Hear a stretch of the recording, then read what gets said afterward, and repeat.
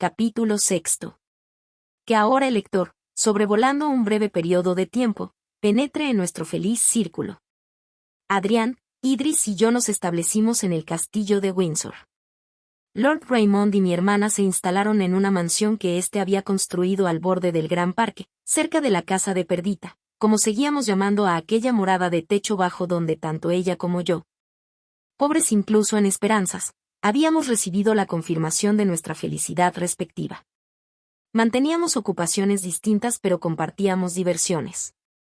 A veces pasábamos jornadas enteras bajo el follaje del bosque, que era nuestro palio, en compañía de nuestros libros y nuestra música. Ocurría sobre todo en los días, excepcionales en nuestro país, en que el sol erige su trono etéreo en un cielo sin nubes, y reina sobre una atmósfera sin viento, apacible como un baño de aguas cristalinas y serenas, envolviendo con su tranquilidad todos los sentidos. Cuando las nubes velaban el cielo y el viento las esparcía por él, rasgando sus hebras y esparciendo sus fragmentos a través de las llanuras aéreas, salíamos a caballo en busca de nuevos lugares de belleza y reposo. Y cuando las frecuentes lluvias nos obligaban a permanecer en casa, el esparcimiento de las noches seguía al estudio diurno, de la mano de la música y las canciones. Idris poseía un talento musical innato, y su voz, cultivada con esmero, sonaba dulce y poderosa. Raymond y yo participábamos en el concierto, mientras que Adrián y Perdita asistían a él como público entregado. Por aquel entonces éramos felices como insectos de verano, juguetones como niños. Siempre nos recibíamos con la sonrisa en los labios y leíamos la alegría y la dicha en los semblantes de los demás. Nuestras mejores fiestas se celebraban en casa de Perdita, y nunca nos cansábamos de hablar del pasado ni de soñar con el futuro. Desconocíamos los celos y las inquietudes, y ni el temor ni la esperanza de cambios alteraban jamás nuestra paz. Tal vez otros dijeran, podríamos ser felices, nosotros decíamos, lo somos. Cuando alguna vez nos separábamos, por lo general Idris y Perdita salían a pasear juntas, y nosotros nos quedábamos a debatir sobre el estado de las naciones y la filosofía de la vida. Nuestras diferencias de opinión aportaban vigor a nuestras conversaciones. Adrián contaba con la superioridad de su formación y su elocuencia, pero Raymond poseía rapidez y capacidad de penetración, así como un conocimiento práctico de la existencia que solía mostrarse en oposición a Adrián, lo que mantenía viva la danza de la discusión. En otras ocasiones realizábamos excursiones que duraban varios días y recorríamos el país para visitar algún lugar reconocido por su belleza o importancia histórica. A veces nos llegábamos hasta Londres, donde gozábamos de las distracciones y el ajetreo. También nuestro retiro era invadido por personas que venían a visitarnos desde la ciudad. Aquellos cambios nos hacían más conscientes de las delicias que nos proporcionaba el contacto íntimo de nuestro pequeño círculo, de la tranquilidad de nuestro bosque divino, de las felices veladas que pasábamos en los salones de nuestro amado castillo. El carácter de Idris era un derroche de franqueza, dulzura y afecto. Siempre estaba de buen humor. Y aunque firme y resuelta en todo lo que le llegara al corazón, se plegaba a los deseos de sus seres queridos. La naturaleza de Perdita era menos perfecta, pero la ternura y la felicidad habían influido para bien en su ánimo, suavizando su reserva natural. Su capacidad de comprensión era grande, y su imaginación, muy vívida. Se mostraba sincera, generosa y razonable. Adrián, mi insuperable hermano del alma, el sensible y excelente Adrián, amaba a todos y era amado por todos, y sin embargo parecía destinado a no encontrar su otra mitad, la que le aportaría una felicidad completa. A menudo nos dejaba y se internaba solo en los bosques, o salía a navegar en su pequeño bote, con sus libros por toda compañía. Con frecuencia era el más alegre de todos nosotros, y a la vez el único que sucumbía a arrebatos de tristeza.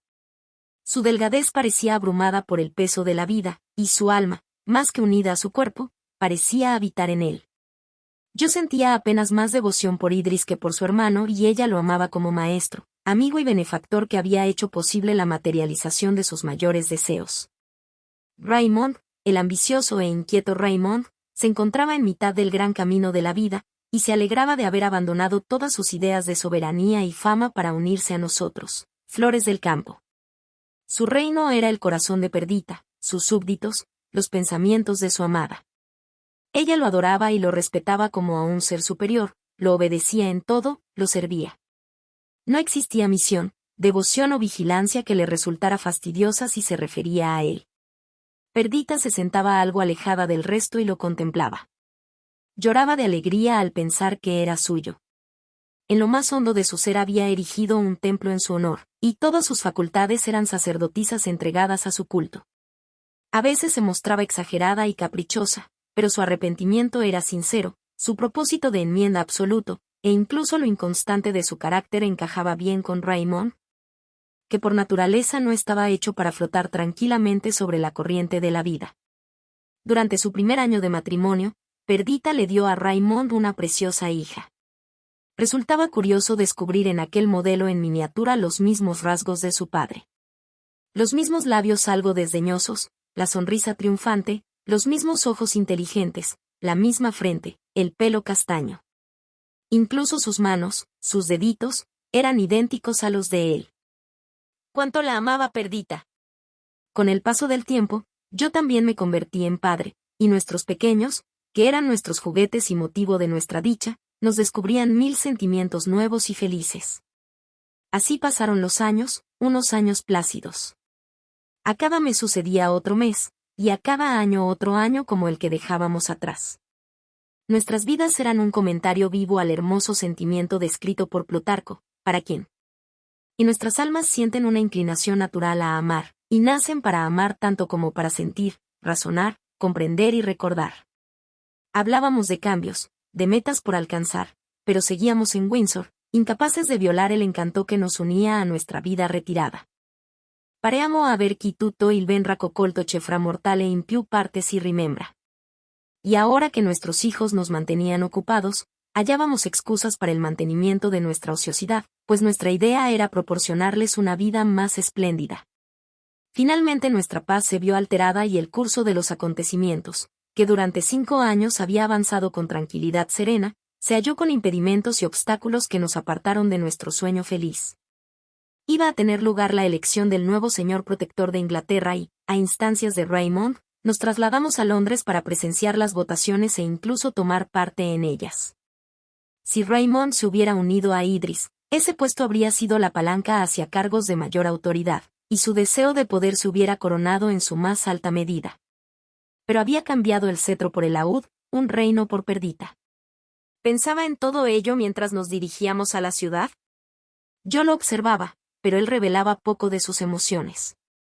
Se mostraba especialmente alegre, jugaba con su hijita y se volvía para repetir, orgulloso, todas las palabras que ésta pronunciaba. Tal vez lo hacía porque veía la sombra de la inquietud en la frente de su esposa. Ella trataba de mantener el ánimo, pero de vez en cuando las lágrimas asomaban a sus ojos y parecía preocupada por Raymond y su pequeña, como si temiera que algún mal fuera a alcanzarlos. Eso, precisamente, era lo que sentía. Un mal presagio pendía sobre ella. Contemplaba los bosques desde la ventanilla, y los torreones del castillo. Al ver que estos se ocultaban tras el paisaje, exclamó apasionadamente: ¡qué escenarios de felicidad! ¡Qué lugares sagrados, dedicados al amor! ¿Cuándo volveré a veros? Y cuando regrese a vosotros, ¿seré todavía la amada y feliz Perdita, o con el corazón destrozado, hundida, vagaré por entre vuestros jardines como fantasma de lo que fui? ¿Por qué hablas así, tonta? Exclamó Raymond. ¿En qué está pensando tu cabecita, que de pronto te sientes tan triste? Alégrate, o te enviaré con Idris y pediré a Adrián que se monte en nuestro carruaje, pues veo, por sus gestos, que su humor coincide con el mío. En ese instante Adrián, que iba a caballo, se acercó al coche, y su alegría, unida a la de Raymond, ahuyentó la melancolía de su hermana. Llegamos a Londres por la tarde, y nos dirigimos a nuestras respectivas moradas, en las inmediaciones de Hyde Park. A la mañana siguiente Lord Raymond vino a visitarme temprano. Vengo a verte y dijo, sin estar del todo seguro de si me asistirás en mi plan, pero decidido a llevarlo a cabo tanto si me apoyas como si no. En cualquier caso prométeme discreción, pues si no contribuyes a mi éxito, al menos no debes impedirlo. Y cuenta con ella. Y ahora, mi querido compañero, ¿para qué hemos venido a Londres? Para presenciar la elección del protector y dar nuestro sí o nuestro no a su torpe excelencia, el duque de... o a ese escandaloso Ryland. ¿Crees de veras, Bernie, ¿Qué os he traído a la ciudad para eso? No, el protector saldrá de entre nosotros. Escogeremos a un candidato y nos aseguraremos su triunfo. Nominaremos a Adrián y haremos lo posible por conferirle el poder que le corresponde por nacimiento y que merece por sus virtudes. Y no respondas. Conozco tus objeciones y responderé a ellas ordenadamente. En primer lugar, la de si él consentirá o no convertirse en un gran hombre. Déjame sobre este punto a mí la tarea de persuadirlo. No te pido que me ayudes en ello. En segundo lugar, la de si debe cambiar su empleo de recolector de moras y médico de perdices heridas en el bosque por el de dirigente de la nación. Mi querido amigo, nosotros somos hombres casados, y hallamos ocupación suficiente entreteniendo a nuestras esposas y bailando con nuestros hijos.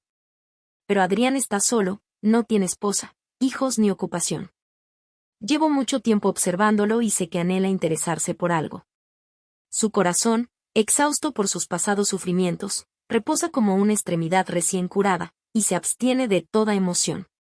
Pero su buen juicio, su caridad, sus virtudes, necesitan de un campo en el que ejercitarse y actuar. Y eso se lo procuraremos nosotros. Además, no es una lástima que el genio de Adrián desaparezca de la tierra sin dar fruto, como una flor en un sendero remoto.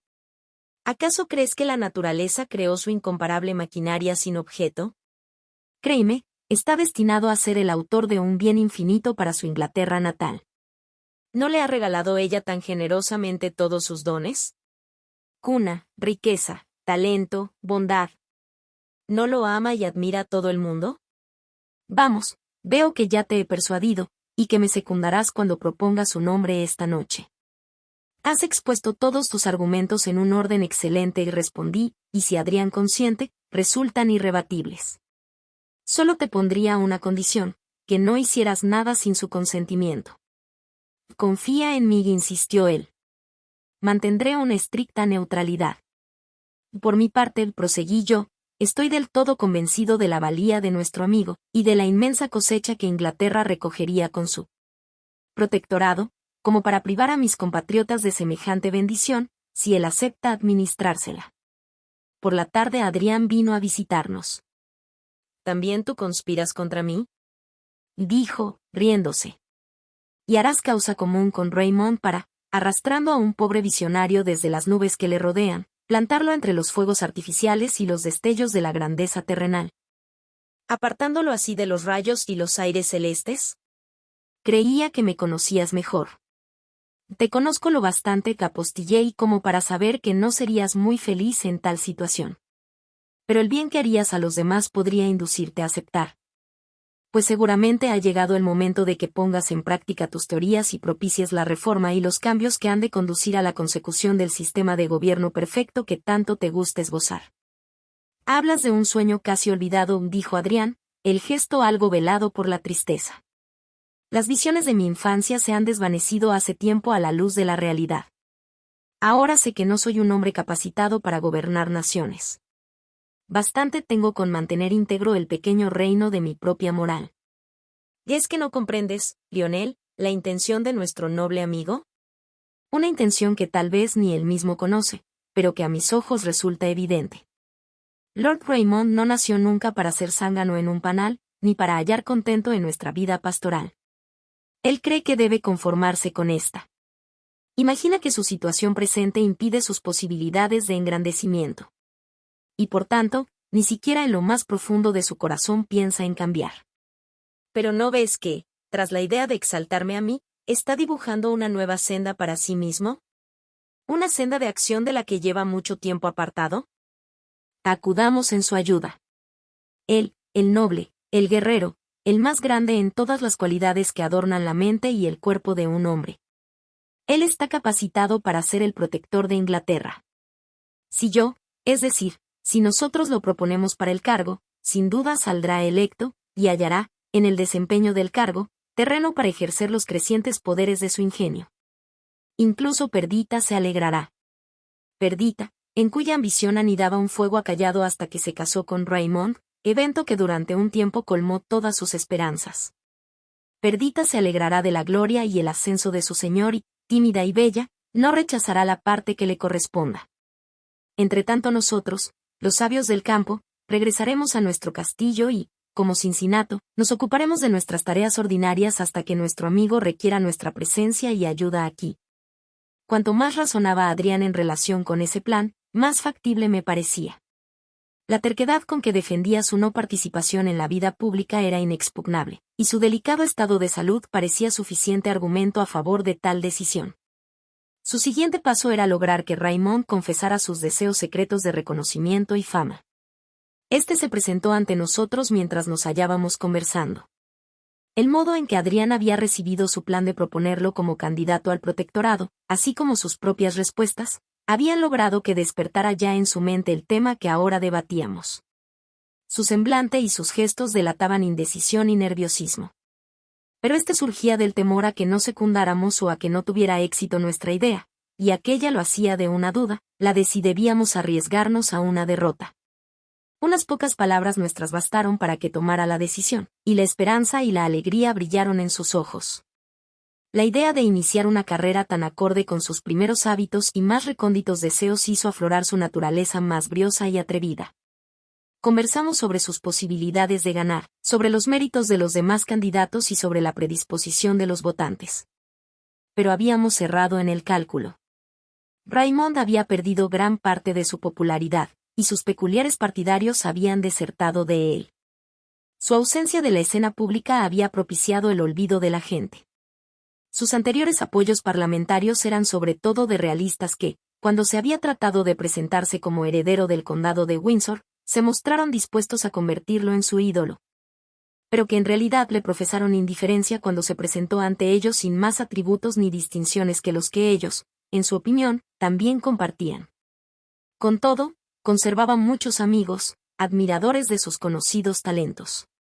Su presencia, elocuencia, aplomo e imponente belleza se combinaban para producir un efecto electrizante. También Adrián, a pesar de sus hábitos solitarios y sus teorías, tan contrarias al espíritu de partido, contaba con muchos amigos, a los que sería fácil convencer para que votaran al candidato que él proclamara.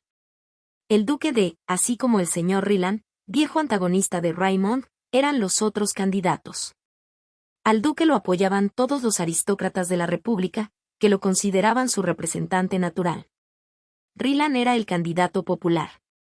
Cuando, en un primer momento, el nombre de Lord Raymond se añadió a la lista, sus posibilidades parecían escasas.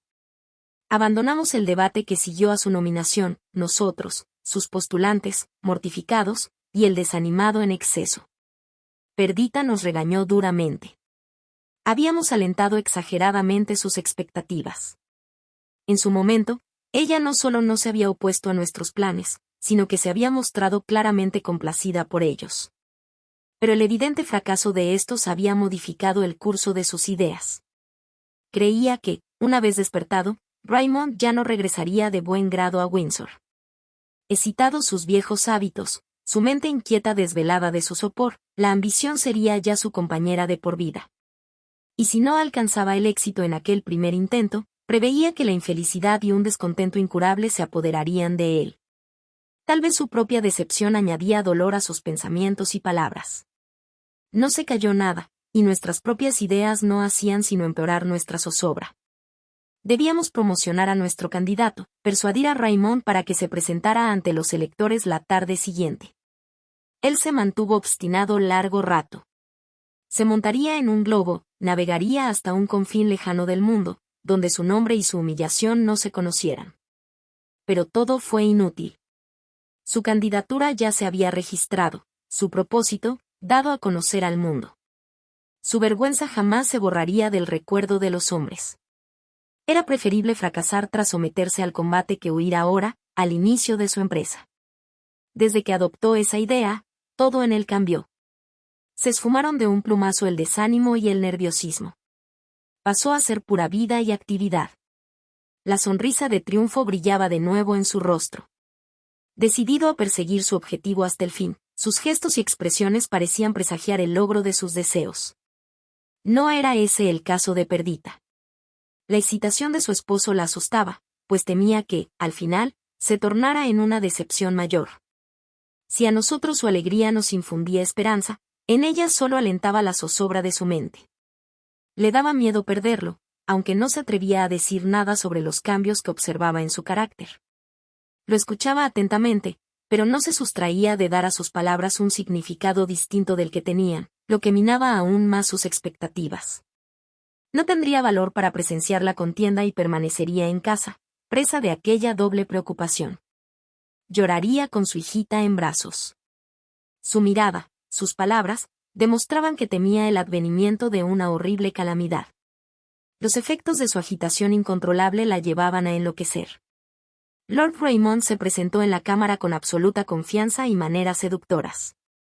Una vez el duque de y el señor Ryland hubieron concluido sus parlamentos, comenzó su intervención. Sin duda, no la llevaba preparada y al principio vaciló, deteniéndose para meditar sus ideas y escoger las expresiones que consideraba más adecuadas. Gradualmente adquirió soltura. Sus palabras brotaban con fluidez, llenas de vigor, y su voz ganaba en persuasión. Se refirió a su vida pasada, a sus éxitos en Grecia, al favor de que había gozado en su país.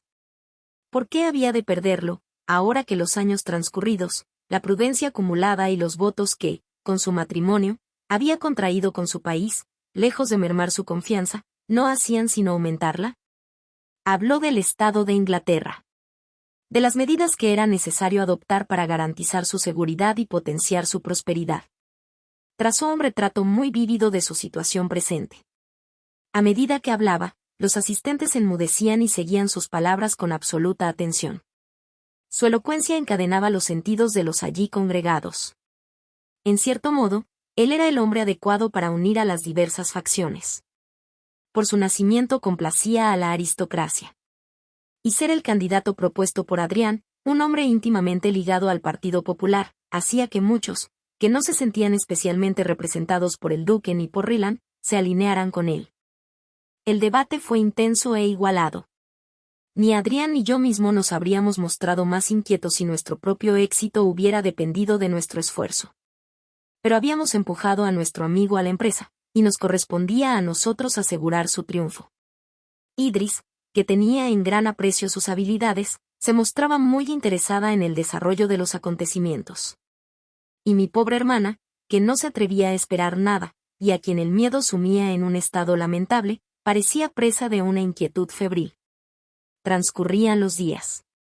Planeábamos qué hacer por las noches, que ocupábamos en debates en los que no alcanzábamos conclusión alguna. Por fin llegó el momento crítico, la noche en que el Parlamento, que ya había demorado en exceso la elección, debía decidirse. Cuando dieran las 12 y llegara el nuevo día, habría de disolverse, según la Constitución, su poder extinto. Convocamos a nuestros partidarios en casa de Raymond. A las 5:30 nos dirigimos al Parlamento. Idris se esforzaba por calmar a Perdita, pero la agitación de la pobre niña era tal que no lograba controlarse. Caminaba de un lado a otro de la sala, contemplaba con ojos desbocados a cualquiera que entrara, imaginando que tal vez le trajera la noticia de su condena. Para hacer justicia a mi dulce hermana, diré que no era por ella por quien agonizaba. Solo ella sabía la importancia que Raymond otorgaba a su propio éxito. Fingía tanta alegría y esperanza, y las fingía también, que nosotros no adivinábamos las secretas preocupaciones de su mente. A veces un temblor nervioso, una breve disonancia en la voz, o cierta abstracción pasajera revelaban a Perdita la violencia que ejercía contra sí mismo. Pero nosotros, concentrados en nuestros planes, observábamos solo su risa siempre presta, las bromas que nos dedicaba a la menor ocasión, la marea alta de su buen humor, que parecía no retirarse nunca. Perdita, en cambio, seguía a su lado cuando se retiraba. Ella era testigo del cambio de humor que llegaba tras su hilaridad. Sabía que le costaba dormir, que se mostraba irritable. En una ocasión lo descubrió llorando. Desde entonces, desde que fue testigo de aquel llanto causado por su orgullo herido, un orgullo que sin embargo era incapaz de desterrar, las lágrimas de ella apenas dejaban de asomar a sus ojos. No era de extrañar, entonces, que sus sentimientos hubieran alcanzado aquellos extremos. Al menos yo trataba de explicarme así su estado de agitación. Pero eso no era todo, y el desenlace nos reveló otra causa. Antes de partir nos demoramos un poco para despedirnos de nuestras amadas niñas. Yo albergaba pocas esperanzas de éxito, y rogué a Idris que se ocupara de mi hermana. Al acercarme a Perdita, ella me tomó de la mano y me llevó a otra estancia de la casa. Allí se arrojó en mis brazos y lloró largo rato, amargamente. Yo traté de calmarla. Apelé a su esperanza. Le pregunté qué era aquello tan tremendo que temía, incluso en el caso de que fracasáramos en nuestros planes. «Hermano mío», exclamó ella. «Protector de mi infancia, mi querido Lionel, mi destino pende de un hilo. Ahora os tengo a todos a mi lado, a ti, compañero de mi infancia, a Adrián, al que quiero como si me unieran a él lazos de sangre. A Idris, hermana de mi corazón, y a su adorado retoño. Esta puede ser la última vez que os tenga a todos conmigo». Entonces se detuvo de pronto y dijo: «¿Y qué es lo que he dicho? Qué necia y qué falsa soy». Me miró con ojos desbocados y, serenándose de pronto, se disculpó por lo que definió como palabras sin sentido, diciendo que debía de estar loca pues, mientras Raymond viviera, ella sería feliz. Y acto seguido, aunque no dejaba de sollozar, me aseguró que podía irme tranquilo. Cuando Raymond se despidió de ella apenas le sostuvo la mano y le dedicó una mirada intensa. Ella le respondió sin palabras, asintiendo, comprensiva. «Pobre muchacha. ¿Cuánto debió de haber sufrido?» Nunca perdonaré del todo a Raymond las pruebas que le impuso, ocasionadas, como lo estaban, por unos sentimientos egoístas. Había planeado, si fracasaba en el empeño que le ocupaba, embarcarse para Grecia sin despedirse de ninguno de nosotros y no regresar jamás a Inglaterra. Perdita había accedido a sus deseos, pues complacerlo era la sola meta de su vida, el colmo de su dicha. Pero abandonar a todos sus compañeros, a las personas amadas con las que había compartido sus años más felices y, mientras llegaba el momento, ocultar aquella temible decisión, era una misión que casi consumió toda su fuerza mental. Llevaba un tiempo preparando su partida. Le había prometido a Raymond, durante aquella tarde decisiva, que aprovecharía nuestra ausencia para avanzarse en su primera etapa del viaje. Él, tras su derrota, se ausentaría de nuestro lado y se uniría a ella. Aunque al tener conocimiento de semejante plan me sentí ofendido en gran manera por lo poco que Raymond había tenido en cuenta los sentimientos de mi hermana. Pasado el tiempo reflexioné y pensé que en realidad había actuado bajo el peso de tal excitación que no pensaba en lo que hacía y que, por tanto, debía quedar exento del peso de la culpa. Si nos hubiera permitido ser testigos de su agitación, se habría hallado más bajo la guía de la razón. Pero su empeño en mantener la compostura actuaba con tal violencia sobre sus nervios que destruía su capacidad de autodominio. Estoy convencido de que, en el peor de los casos, habría regresado desde la costa para despedirse de nosotros y hacernos partícipes de sus planes. Pero la tarea que impuso a Perdita no era menos dolorosa. Había obtenido de ella promesa de mantener el secreto, y su papel en el drama, que debía representar sola, debía de causarle una agonía inimaginable. Pero debo regresar a mi relato. Los debates, hasta el momento, habían sido largos y acalorados, en ocasiones dilatados con el único objeto de retrasar la decisión. Pero ahora todo el mundo parecía temer que el momento fatal llegara sin que la elección se hubiera consumado. Un silencio atípico reinaba en la cámara, cuyos miembros hablaban en susurros. Los procedimientos habituales se zanjaban sin revuelo y con premura. Durante la primera etapa de la elección, el duque de había quedado eliminado, de modo que la decisión estaba entre Lord Raymond y el señor Ryland. Este se había mostrado seguro de la victoria hasta la aparición en escena de Lord Raymond. Pero desde que el nombre de éste se había añadido a las candidaturas, aquel se había dedicado a una intensa campaña para la obtención de apoyos. Aparecía todas las noches, la impaciencia y la ira dibujadas en su gesto, censurándonos desde el otro extremo de Saint Stephen, como si fruncir el ceño le bastara para eclipsar nuestras esperanzas. Todo en la Constitución inglesa se había redactado pensando en el mantenimiento de la paz.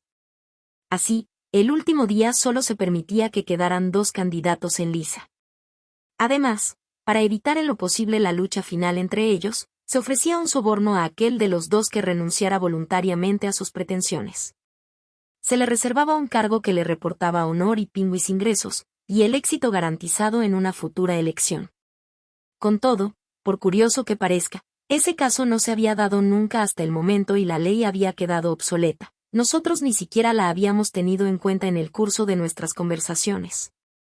Por tanto, supuso para todos una sorpresa mayúscula que, una vez se nos hubo pedido que nos constituyéramos en comité para la elección del Lord Protector, el miembro que había nominado a Ryland se alzara y nos informara de que su candidato había renunciado a sus pretensiones.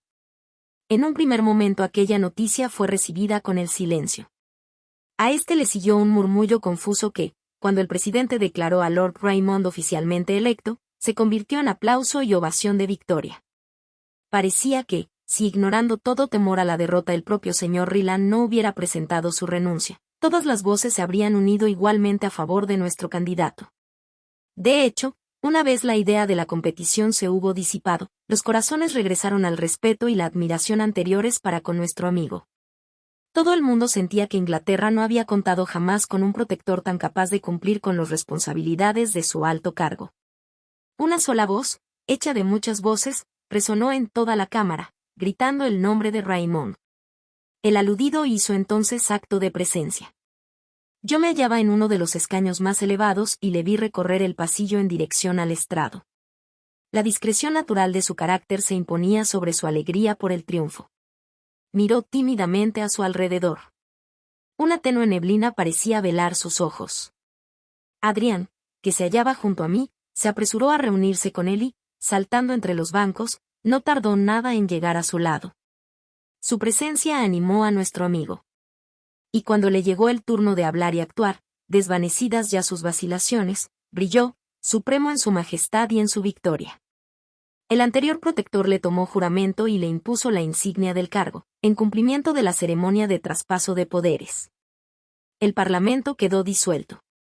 Los más altos dignatarios del Estado se congregaron alrededor del nuevo gobernante y lo condujeron al palacio del protectorado. De pronto Adrián se esfumó y, cuando los partidarios de Raymond ya no eran más que unos pocos amigos íntimos, regresó en compañía de Idris, que quería felicitar a su amigo por el éxito obtenido. Pero, ¿dónde estaba Perdita? Concentrado en asegurarse una pronta y discreta retirada en caso de fracaso, Raymond había olvidado organizar el modo de que su esposa pudiera enterarse de su éxito. Y a ella, demasiado alterada, también le había pasado por alto aquella circunstancia. Cuando Idris fue a hablarle, hasta tal punto se hallaba él fuera de sí que le preguntó por mi hermana. Un solo comentario, que le informó de su misteriosa desaparición, le hizo recordarlo todo. Adrián, cierto es, había acudido ya en busca de la fugitiva, imaginando que su indomable angustia la habría conducido a las inmediaciones del Parlamento, y que algún contratiempo la había retenido. Pero Raymond, sin darnos explicación alguna, se ausentó de pronto, y al instante oímos el galope de su caballo por las calles, a pesar del viento y la lluvia que la tormenta esparcía sobre la tierra. Como desconocíamos a dónde se dirigía y cuánto tardaría en regresar, abandonamos el lugar, suponiendo que tarde o temprano regresaría con Perdita, y que no lamentarían verse solos. Mi hermana, entretanto, había llegado con su hija a Dartford, llorando desconsoladamente. Ordenó que todo se dispusiera para poder proseguir viaje y, acostando a su pequeña en una cama, pasó varias horas de agudo sufrimiento. A veces observaba la violencia con que descargaban los elementos y pensaba que la atacaban a ella. Oía el golpeteo de la insistente lluvia, que la sumía en la tristeza y la desesperación. En ocasiones sostenía a su hija en brazos, buscándole parecidos con su padre, temerosa de que más adelante demostrara también las mismas pasiones e impulsos incontrolables que tan infeliz la hacían. Pero volvía a constatar con una mezcla de orgullo y delicia que al rostro de su pequeña asomaba la misma sonrisa hermosa que con frecuencia iluminaba el semblante de Raymond. Su visión la aliviaba. Pensaba en el tesoro que poseía al contar con el afecto de su señor, en sus hazañas, que superaban todas las de sus coetáneos, en su genio, en su devoción por ella. Y se le ocurrió que renunciaría de buen grado a todo lo que poseía en el mundo, salvo a él, como ofrenda propiciatoria que le asegurara el bien supremo que con él conservaba. Y no tardó en imaginar que el destino exigía de ella ese sacrificio como prueba de que vivía entregada a Raymond, y que debía hacerlo con alegría. Se imaginó su vida en la isla griega que él había escogido para su retiro, y donde ella trataría de aliviar su dolor. Imaginó que allí cuidaría de su hermosa hija Clara, que allí cabalgarían juntos, que allí se dedicaría a consolarlo. Y la imagen se formó ante ella con colores tan vivos que empezó a temer precisamente lo contrario, la vida de magnificencia y poder en Londres. donde Raymond ya no sería solo suyo ni ella la única fuente de felicidad para él. Por lo que a ella respectaba, empezó a desear que su esposo saliera derrotado. Solo teniéndolo en cuenta a él, sus sentimientos vacilaron cuando oyó el galope de su caballo en el patio de la posada. Que acudiera a su encuentro a solas, empapado por la lluvia, pensando solo en el modo de llegar antes, que podía significar sino que, derrotado y solitario, debía emprender la marcha de su Inglaterra natal. El escenario de su vergüenza, y ocultarse junto a ella entre los mirtos de las islas griegas. De pronto se hallaba en sus brazos. El conocimiento de su éxito había impregnado su ser hasta tal punto, que a Raymond no le pareció necesario transmitir la noticia a su amada. Ella solo sintió en su abrazo la seguridad de que, mientras se la poseyera, no desesperaría. «¡Qué bueno eres!», exclamó ella. «¡Qué noble, mi amado! No temas la desgracia ni los reveses de la fortuna mientras estés con tu perdita. No temas la tristeza mientras nuestra hija viva y sonría. Vayamos donde tú quieras. El amor que nos acompaña ahuyentará nuestros pesares». Rodeada por sus brazos habló de ese modo, y echó hacia atrás la cabeza en busca de un asentimiento a sus palabras en los ojos de su esposo. Y vio que éstos lanzaban destellos de alegría. «¿Y cómo decís, pequeña protectora?», preguntó él, burlón. «¿Qué es lo que habláis? ¿Qué oscuros planes de exilios y tinieblas has urdido, cuando una tela más brillante, tejida con hilos de oro, es la que, en verdad, deberías estar contemplando?» Raymond le besó la frente, pero ella, lamentando a medias su triunfo, agitada por tantos cambios súbitos en su pensamiento, ocultó el rostro en su pecho y lloró. Él la consoló al momento, le transmitió sus propias esperanzas y deseos, y el rostro de Perdita no tardó en iluminarse. Qué felices fueron esa noche. Cómo rebosaba su alegría.